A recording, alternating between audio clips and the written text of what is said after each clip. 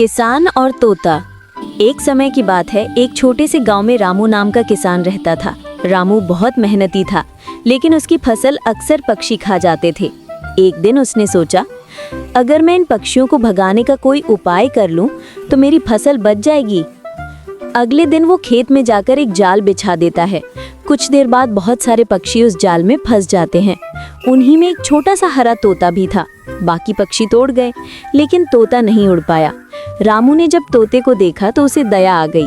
तोता कांपते हुए बोला, किसान भाई, मुझे माफ कर दो, मैं आगे से कभी तुम्हारी फसल को नुकसान नहीं पहुंचाऊंगा।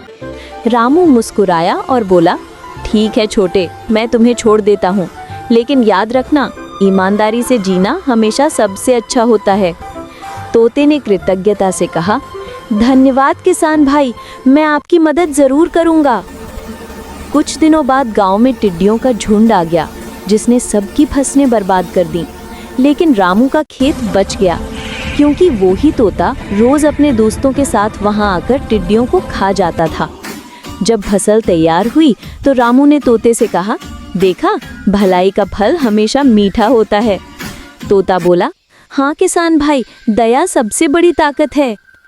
सीख: दूसरों पर दया करना हमेशा फलदायी होता है। जो भलाई करता है, उसके साथ भलाई ही होती है।